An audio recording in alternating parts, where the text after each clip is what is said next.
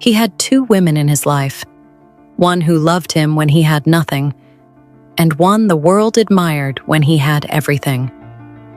So he made a choice. He chose the one who looked perfect and let go of the one who was real. But months later, when he tried to find her again, she was gone. And this time, there was no way to get her back. Ethan Cole stood in front of the glass wall of his penthouse, the city of Los Angeles glowing beneath him like it belonged to him. In many ways, it did. At 32, he had built an empire people twice his age couldn't touch. Behind him, music pulsed through the room. Laughter, glasses clinking, cameras flashing. Another night, another celebration. Ethan. Vanessa's voice cut through the noise as she walked toward him, effortlessly commanding attention. Her dress shimmered under the lights. Heads turned. She wrapped her arm around him like she belonged there. "Why are you hiding?" she asked with a playful smile. Ethan smirked faintly. "Just thinking." "Dangerous," she teased. "Come on, people are asking for you." Before he could respond, his eyes drifted across the room, near the far end of the balcony. Sophia stood quietly. No spotlight, no attention. Just present, watching him. Not demanding, not performing. Just there. Their eyes met, and for a brief second, the noise disappeared. Vanessa followed his gaze and smiled slightly. "Oh," she said under her breath. "Her." Ethan didn't respond. "Still keeping her around?" Vanessa added, not bothering to hide the tone. Ethan finally looked away. "Let's go," he said. And just like that, he chose the noise over the silence. That night, long after the party ended, Ethan couldn't sleep. He sat alone, staring at his phone. Then, without thinking, he opened an old photo. Him and Sophia. Years ago, before the penthouse, before the empire. They were sitting on the floor of a tiny apartment, eating takeout from a plastic container. Sophia laughed in the picture, head thrown back, completely unguarded. "You look ridiculous," she'd said back then. "And you love it," Ethan replied. She smiled. "I love you." That memory hit differently now. Back then, she believed in him, not the billionaire, just him. Ethan locked his phone, and for a moment, he felt something he hadn't felt in years. Uncomfortable, because deep down, he knew something had changed. And it wasn't her. The next morning, Sophia stood in the kitchen, making coffee. Ethan walked in, adjusting his cufflinks. "You're up early," he said. "I couldn't sleep," she replied. He nodded, distracted. "Sophia," she looked at him. "Yes?" He hesitated. "You were quiet last night." She gave a small smile. "I didn't think I needed to compete." That made him pause. "It's not like that, isn't it?" Her tone wasn't angry. That made it worse. "I just don't fit into that world anymore, Ethan." "You do," he insisted. She shook her head gently. "No. I fit into the world you had before." Silence. Heavy. Honest. And for the first time, Ethan didn't know how to fix it. A week later, Ethan hosted a high-profile business dinner. Investors, media, important people. Vanessa sat beside him, effortlessly playing her role, laughing at the right moments, touching his arm just enough, saying all the right things. Sophia sat across the table, quiet, observing. At one point, an investor leaned forward and asked, "And you are?" Sophia smiled politely. "I'm..." Vanessa cut in smoothly. "Oh, she's just a friend. She helps out sometimes." The table nodded, already moving on. But Ethan didn't miss it, and neither did Sophia. For a brief second, their eyes met. There was no anger, no embarrassment, just understanding. She had just been erased, and Ethan said nothing. That silence, it said everything. That night, the penthouse felt colder than usual. Sophia stood near the window, arms folded. Ethan walked in. "You left early," he said. She nodded. "Yeah." A pause. "You didn't say anything," she added. "About what?" She turned to face him. "About her calling me just a friend." Ethan exhaled. "Sophia, it wasn't that serious." Her lips parted slightly, like she wanted to say something deeper, but instead, she just nodded. "Right, not serious." That hurt more than if she had shouted, because it meant she was starting to give up, and Ethan could feel it. But instead of fixing it, he let his pride take over. "You're overthinking this." That was the moment the crack became real, because Sophia didn't argue, didn't defend herself. She just said, "Okay," and walked away. Days later, Vanessa stood in Ethan's office, flipping through a document. "You trust her too much," she said casually. Ethan looked up. "Who?" "Sophia." He frowned. "What about her?" Vanessa leaned against the desk. "She doesn't belong in your world, Ethan. People notice that." "That doesn't matter." "It does," she replied softly. "You've built something powerful. You can't afford weak links."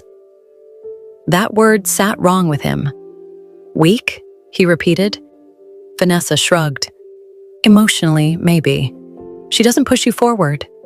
She just stays." Ethan didn't respond, but the seed was planted. And Vanessa knew it, because she smiled slightly before walking out. And from that moment on, Ethan started seeing Sophia differently, not because she changed, but because someone told him she wasn't enough. A few nights later, Ethan attended a major charity gala. Cameras everywhere, press lined up. Vanessa walked beside him in a stunning red dress, turning heads instantly. Flash, flash, flash. "Ethan, over here!" He posed, smiled, played the part. Then, a voice from the crowd. "Is that your girlfriend?" Vanessa didn't hesitate. She stepped closer, placing a hand on his chest. "Yes," she said confidently. The cameras exploded. Ethan froze for half a second. Just half a second. But it was enough, because across the room, Sophia saw it. She stood there, unnoticed by everyone else, watching the man she loved publicly choose someone else. And this time, he didn't correct it, didn't explain it, didn't look for her. That was the moment something inside her finally broke. That night, Sophia was already packing when Ethan got home. A small suitcase. Nothing dramatic, nothing chaotic. Just quiet finality. "What are you doing?" he asked. She didn't stop folding her clothes. "I think you already know." He frowned. "Sophia, I saw it," she said calmly.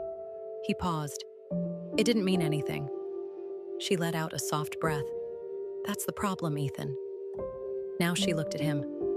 "None of this means anything to you anymore." "That's not true." "Then what am I to you?" she asked. The question hit harder than anything else. Ethan opened his mouth, but nothing came out, because he didn't have an answer. And she saw it. That hesitation was everything.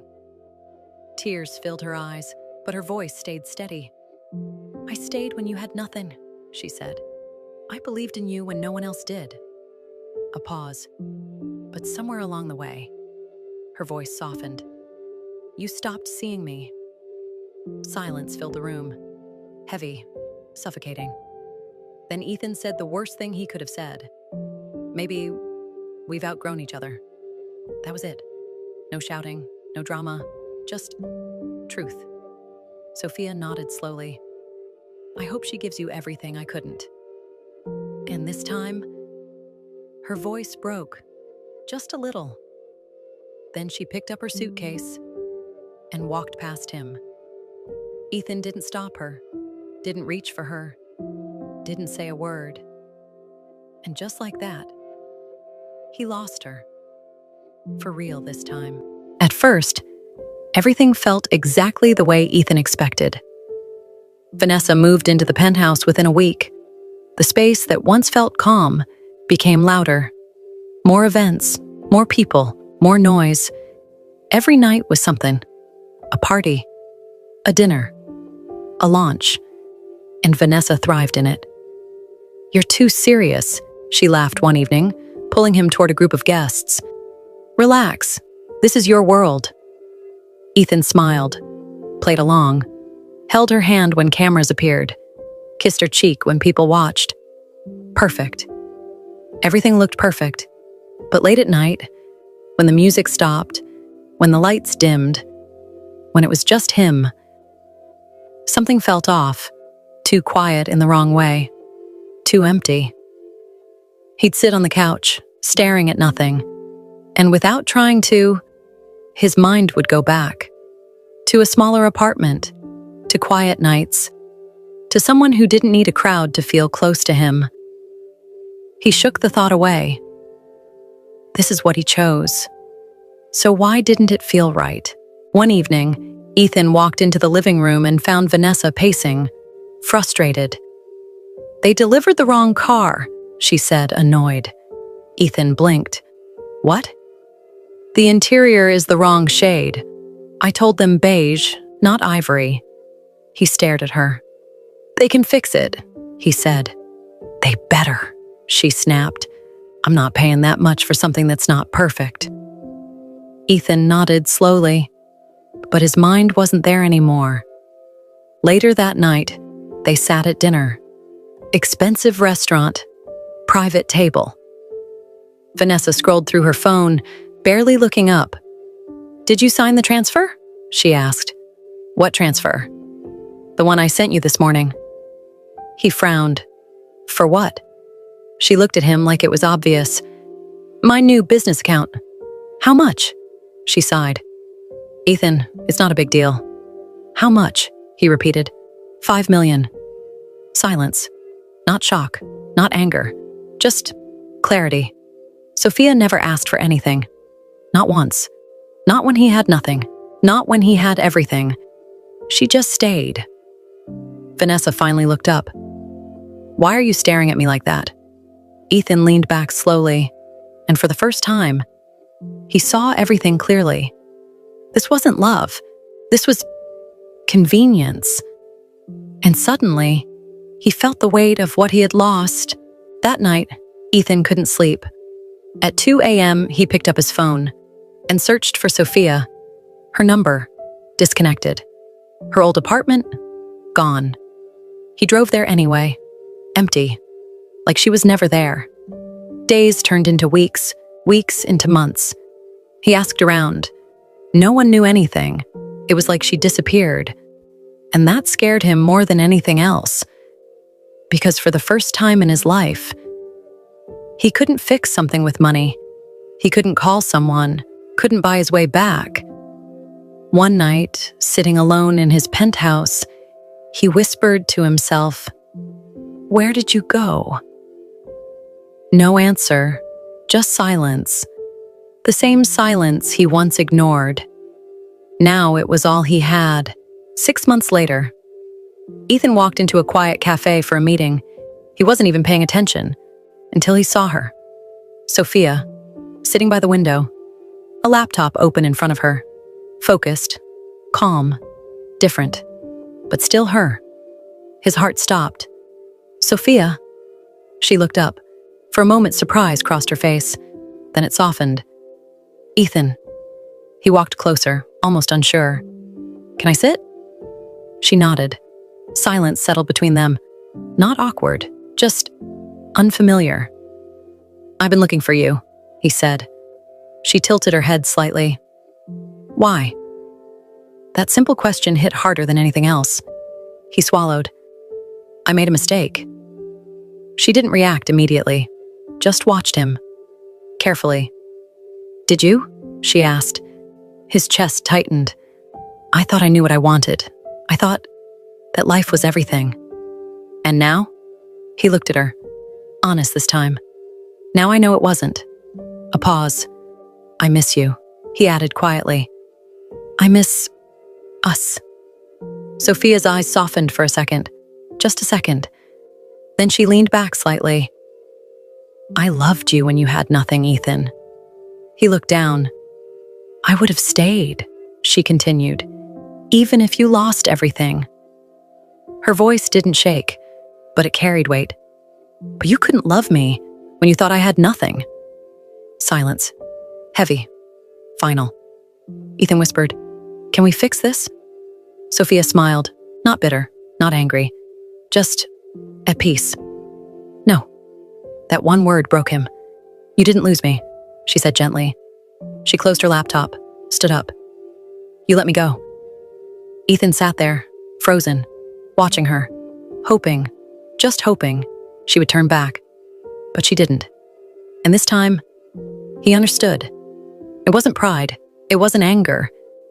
It was over. For real. And as she walked away, Ethan finally realized something he should have known all along. He didn't lose her when she left. He lost her. The moment he stopped choosing her, Ethan didn't leave the cafe. Even after Sophia walked away, he sat there, frozen, like his body refused to accept what just happened. Minutes passed. Then suddenly, he stood up, rushed outside. Sophia! She stopped, but she didn't turn immediately. That hesitation alone said everything. When she finally faced him, her expression was calm, too calm. I wasn't done, he said, slightly breathless. She studied him quietly. You were, she replied softly. No, he shook his head. Not this time. A pause. I didn't fight for you before, he continued. I didn't speak when I should have. Didn't choose you when it mattered. His voice lowered. But I'm choosing you now.